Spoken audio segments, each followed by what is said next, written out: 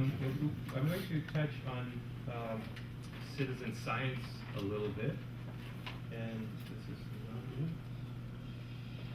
okay. Here we go. The definition is pretty much straightforward. It's citizen science, a person who's not a scientist, who is out there gathering data and hopefully helping out some scientists. And what's really interesting is that it goes back quite a ways. And I mean, Charles Darwin was technically not a professional scientist. He did not get paid to go on the voyage of the Beagle. So he was one of the citizen scientists. Basically the making a living off science is rather new. Science, especially in the natural sciences, this was more of a hobby throughout history. And really, the big example is birds. The Audubon Society has been conducting these Christmas bird counts since 1900. They started out as a way to counter what was then a tradition, which was a Christmas bird hunt, where people used to eat, get drunk, and then grab their guns and go out and see how many birds they could shoot. And conservationists said, well, why don't we try to count birds instead? And the way this works is they determine a 15-mile radius circle, and for a 24-hour period, as many people as possible go out in the circle and count species and numbers. And it's created a really amazing database of, I mean, we have 110 years of, some of these count circles are quite old. They're about 2,000 now. But that's really good baseline data. And in, I think, 2002, this was taken a whole step further. That there's this thing called eBird, which is run by Cornell and Audubon. And this is a way for birders to input their data. Basically, there are a lot of people who spend a lot of time going out there looking at birds, and they keep track of what they see anyways. There are all kinds of software and all kinds of journals that they use. And now this came along. They said, hey, why don't you guys input your data this way? You can manipulate it in many ways. And I think the last figure that I heard was for January of last year, they got 1.5 million bird reports, which is huge. And there are ways to kind of vet this data a little bit. eBird has filters. If you input a species that's very unlikely in the area that you're reporting from, or unusual numbers or something, a window will pop up and it'll say, are you sure? And if you click yes, you'll likely get an email from somebody who says, would you mind giving us a description or telling us a little bit more about your sighting?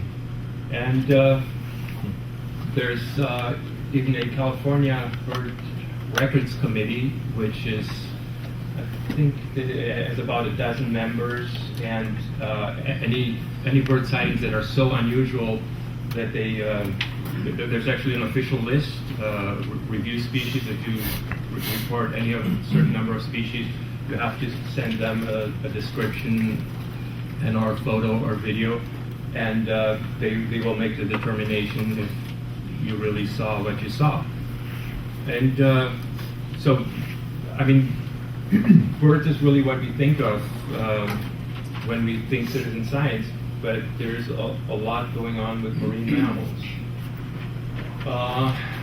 These are actually the verbatim the answers that I got from Annie Douglas of Cascadia when I asked her to give me a brief high points and low points of involving citizen scientists. Cascadia uses them a lot, and she says, well, the ability for scientists to have a wider sighting network, and that is really one paper that I found didn't it didn't have an exact figure, but they estimated that the value, and that was for bird sightings, was actually in the millions of dollars, the value of the data that's contributed by citizen scientists. Level of enthusiasm, and citizen scientist often becomes a steward for their area of interest, which is also a big factor, because a lot of funders are now starting to ask that research be publicized and be applied. A lot of funders don't want to fund pure research anymore. And so this is really a great way to make your research go beyond the community. Okay, I gotta step it up. The cons are kind of, you need to train people. You need to train your contributors. You need to make sure that they know what they're doing, and they need to know what the rules are. So here are a few examples. Here at Orange Coast, Dennis Kelly has been soliciting coastal bottlenose sightings for a while.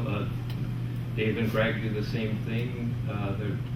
Madalena, Diane, and this is. Elisa is going to talk a lot more about this. This is the ACS Grayville census. That number up there, 17,151, that's the number of hours that one single volunteer contributed to this project. If you think about it, that's almost 9 years of full-time work. And on the other end of the spectrum, those are volunteers that are trained and that are committed. Elisa also keeps the killer whale catalog for California, and the citizen scientists in this area are not trained. They happen to be on a boat. They happen to see see an orca, and then Elisa goes after them. And this is where technology comes into play. I mean, this photo, this was actually taken last Sunday of a whale watching boat. This finish up real quick. This was taken with a BlackBerry. So I doubt that this guy would have had an expensive SLR 5 years ago, and it came via the internet. He posted it on a spearfishing message board. Somebody else saw it. Somebody else saw it, and that's how Elisa found out about it. And we know where it is. That's Pepperdine University in the background. So I guess I'm going to. Oh, I am done. Many of you know John Aldine, and he passed away on the 1st. He probably got more people started in marine research and conservation than any other person. And I'd really like to thank the Pacific Life Foundation. We're very, very lucky to have this event. Thank you.